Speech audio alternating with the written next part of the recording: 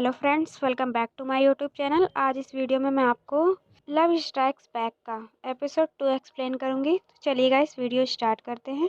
Episode की शुरुआत में हम देखते हैं कि लिली ली यन को बिल्डिंग से धक्का दे देती है। ली यन नीचे गिरने वाली होती है कि तभी चैंग चुंग उसका हाथ पकड़ लेता है और उससे कहता है कि यन, तुम फिक्र मत करो, मैंने तुम्हें पकड़ा हुआ है। लिली ये सब देख रही होती है। लिली चैंग चुंग से कहती है कि इसे हमारे बारे में सब कुछ पता लग गया है, वो आसानी से हमें नहीं छोड़ेगी। फिर लिली चिल्लाकर चैंगजुंग से कहती है कि अगर ये जिंदा बच गई तो सब कुछ बर्बाद हो जाएगा, हम दोनों सब कुछ गवा देंगे।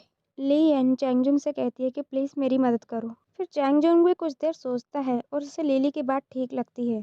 फिर वो ली एन से कहता है कि ये मेरी गलती नहीं है और ये कहकर वो उसका हाथ छोड़ देता है। ली एन बिल्डिंग से नीचे गिर जाती है। फिर सभी मीडिया और न्यूज़ में ये खबर फैला दी जाती है कि लिन कॉरपोरेशन की चेयरमैन बिल्डिंग से नीचे गिर गई हैं। और रिपोर्टर्स का कहना है कि ऐसा तब हुआ जब वो अपने शादी वाले दिन अपने फियोंसे चेंगजुन के साथ छत पर सेल्फी ले रही थी। तभी उनका पांव फिसला और वो नीचे गिर गई, जिस वजह से उन्हें सेवर हेड ट्रॉमा हो सकता है या फिर वो लंबे समय के लिए कोमा में भी जा सकती हैं। और हम देखते हैं कि ली यन को हॉस्पिटल में एडमिट कराया जाता है। फिर हमें लिन कॉरपोरेशन कंपनी दिखाई जाती है जिसका फुल कंट्रोल अब चैंगजुंग के पास होता है क्योंकि वो ली यन का फियांसे होता है और अब वो कंपनी का चेयरमैन और सीईओ भी बन चुका होता है। फिर हमें चैंगजुंग की एंट्री दिखाई जाती है जो कि ली यन की कंपनी का अब नया चेयरमैन बन चुका होता है। सभी एम्प्लॉयज तालियां बजाकर उसका स्वागत करते हैं और लिली भी काफी खुश रहती है। मीटिंग के बाद चैंगजुंग और लिली दोनों यन से मिलने के लिए हॉस्पिटल जाते हैं।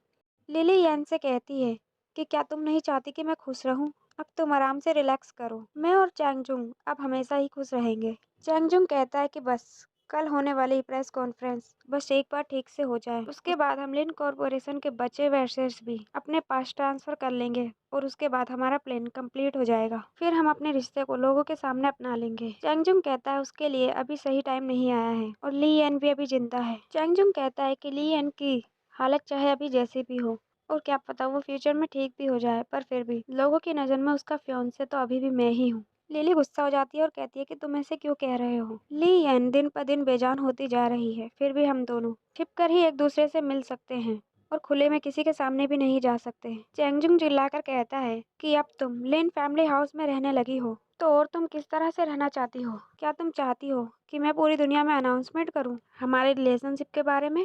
लिली कहती है कि मैं मजाक कर रही थी। चैंगजुंग कहता है कि तुमने मेरा मूड खराब कर दिया और वो गुस्से में वहां से चला जाता है। तभी लिली एक आदमी को कॉल करती है और उससे कहती है कि आज के बाद से मैं ली येन के बारे में कुछ भी सुनना नहीं चाहती और उससे कहती है कि तुम समझ गए ना कि तुम्हें क्या करना है। और ये आदमी कोई और नहीं बल्कि वही होता है जो ली येन को मारने के लिए आता है। फिर हमें दिखाते हैं कि कैसे वो आदमी ली येन को मारने के लिए आता है और जियाओमो ली येन को बचाकर वहां से ले जाता है। फिर नेक्स्ट सीन में हम देखते हैं कि ली येन जियाओमो से पूछती है कि कल तुमने मेरी जान बचाई। जियाओमो कहता है कि हाँ। फिर लियन उससे पूछती है कि कल रात तुम हॉस्पिटल में क्या कर रहे थे? जियाओमो कहता है कि मैं बस वहाँ से गुजर रहा था। लियन कहती है कि सिर्फ गुजर रहे थे?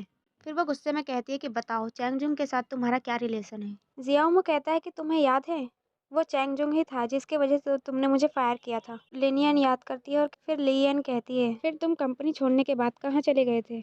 जियाओमो कहता है कि इससे कुछ फर्क नहीं पड़ता। जियाओमो उसे पानी देता है और कहता है कि पहले ये पानी पी लो। लियन कहती है कि नो थैंक्स, मुझे नहीं चाहिए और कहती है कि मुझे घर जाना है।